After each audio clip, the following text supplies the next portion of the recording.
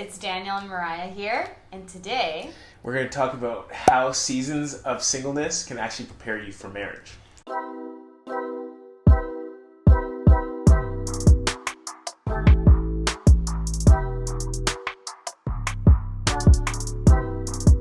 we really want to talk about this because we find that singleness or seasons of singleness or times of singleness is talked about a lot, but often disconnected from how it can benefit marriage. Yeah, and we believe that in most cases, seasons of singleness are actually necessary to successful marriages, especially if people leverage their times of singleness well.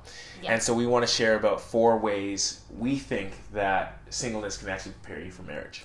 The first way I want to talk about is time to work on yourself. I think for me, having that time to just pour into developing myself, whether it's developing my character or my disciplines or who I wanted to be, was so important to have that dedicated time to really focus on that. And you can do that with someone as well, and you can do that in marriage, but I think it's really important to have that time almost alone with yourself to develop in that. Yeah, I remember when we were first starting to talk, I was in a season of singleness and I was really working on my career. And so we had made the decision to prolong making our relationship official. And we kind of hung out with friends and we kind of kept our friendship developing because we really were valuing that time of being able to really work on ourselves and even lock in on our routine, things as practical as how long I spend at work and how long I spend reading and in leisure and stuff like that was really able to be honed in that time of singleness. Yeah, I think just having that time to look at who you are and be am I happy with the person I am? Yeah. Would I marry myself? Yeah. I think it's a good question to ask. It sounds kind of weird, but it's when you probably have an idea in your head of the kind of person you want to marry. And it's do you reflect that person? And then another question that I remember hearing someone once ask is am I the type of person that the person I'm looking for is looking for? And I was oh, that's interesting. I think sometimes we have this list, but it's the ideal person we're looking for has a list as well. Yeah. Am I that person? Not that we should be ever striving to be something we're not. Yeah. But there is a level of self-discovery and self-improvement and development that we want to hit before inviting someone into our life, especially in the form of a marriage. Yeah, totally. And I would say the second thing is community building. I think that once you get married, it's not that you cast aside your community or your friends or your family, but that relationship becomes your primary relationship. Yeah.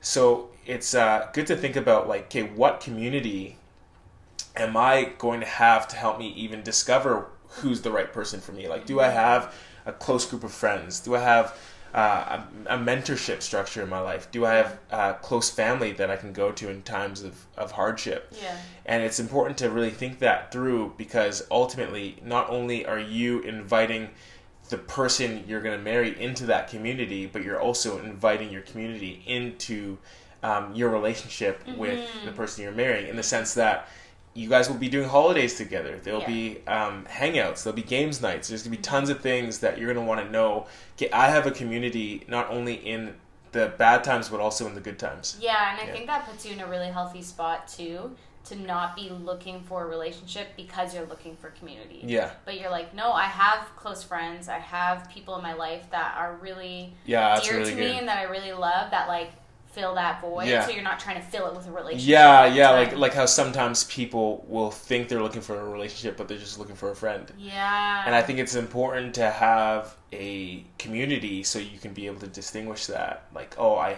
know I have a healthy community. I have good friendships.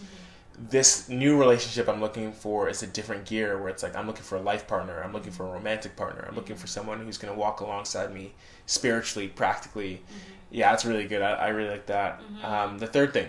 The third thing is really identifying and honing in on your values as a person. Yeah. And this is something I felt I was really able to do when I was single. I was able to give away a lot of myself to different things I was passionate about. Yeah. So I volunteered at a homeless shelter, or I volunteered at a thrift shop that gave all of its money away to missions, Yeah. or I volunteered at my youth group. I just want to pause there because I was like, when I met you, I'm like, am I literally meeting a younger version of Mother Teresa? Because you just did so much. Like, I feel like I literally worked at a church, so for me to say that is a big thing. It's like she was giving herself to her community. It was really clear. Let's just say it was really clear to see what you value. Yeah, and I think like having the time to give myself to those things really helped me to refine my values, I think, even more, and refine like, okay, what do I want to go forth with in my life? Like, how do I want to spend my money? How do I want to spend my time? Yeah. And so, yeah, I think it's important when you're single to really be like, okay, what do I value? Even if it's not like volunteering stuff that I said, it could be like, do I really value education? And so I see in all my life, like, I'm going to go for my master's and my PhD, or it's like, I'm always going to be learning. Like, that's an example. Or do I really value sports? Like, I'm always going to be on a sports team. That's really important to me. And so I think it's like finding those things through like trial and error almost of like, okay, what do you want in your life? And you evolve and you change and stuff. Yeah. And there's also this factor that you develop values with a significant other as well. But I think someone said, like, by the time you hit a certain age, I think maybe it was like 28 or 29, your values are pretty much set when it comes to individual. And obviously there's significant life experiences that shift that, or even your significant other can shift, your significant other or your spouse can shift that.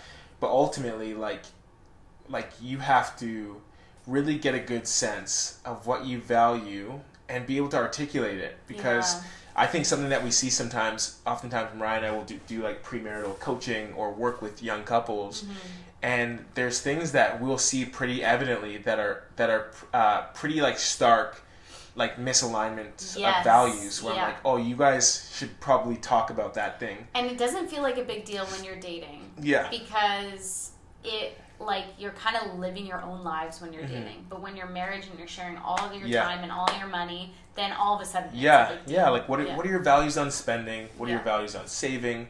What are your values on family, especially as parents age and maybe there's family tragedy? Okay, like, what does it look like for us to respond to that? Yeah. What are your values when it comes to significant world issues? Yeah. Like, oftentimes when you ask yourself those questions in singleness, it helps you in the dating phase and then ultimately in the marriage phase choose someone that is more aligned with you when it comes to values. Yeah. And the fourth thing that was on our mind when it came to how the season of singleness can actually benefit and strengthen a season of marriage or when you get married is similar to the values piece, but more focused around identity. So identity formation and identification. So it's like when you're single, you're able to really lock in on who you are as a person. Yeah.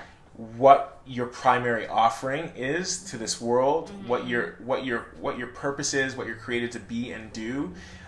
What your convictions are when it comes to what is right and what is wrong. Yeah. And I think that when you take time to really think about that in singleness, you're able to quickly, like, I think that oftentimes we'll see people who are in relationships for way too long when everyone in their life can see from a mile away that's not the right fit. Yeah. And it's like one of my theories is that they're in that relationship for far too long because they don't know their identity. Yeah. And again, it's connected to number 3, like the values piece, because sometimes the reason is that they don't know their values. Yeah. But often, like more times than not, it's like, I don't know who I am. Like, I don't know my identity. Yeah. And so that's why spending that season of singleness in like fortifying that and identifying that is so important. Yeah, it's so important just to be intentional with that time. It's like, it's okay to not know your identity or not know your purpose, but it's like if you find yourself in a time where you're single, now is the time to try to figure it out, whether that's through like your relationship with God and prayer, or whether that's through friends or school or however it is. For me, I found it really important when I was single to like really get my relationship with God right. Yeah. Because I wanted that relationship to be something that I would have as an individual apart from my spouse, and then eventually get to share with my spouse and also have as an individual. But I think that's a really important time. Yeah, and I think back to the season when we were dating and we were first kind of discovering each other and who we were. I was thinking about like how many conversations we had where we were able to be pretty clear with one another because we knew who we were. Yes. So that we weren't like wasting time in the dating phase. We both said on multiple occasions, like, I don't want to waste your time. Yeah. This is what I value, or this is who I am, or this is how I see my life in the future. And because of that, we were able to pretty clearly move through that stage of dating, knowing that you were my person and vice versa. Yeah. So, and again, that all stemmed back to the deep work and hard, like, cultivation of identity and purpose that we were able to do in our season of singleness. So good.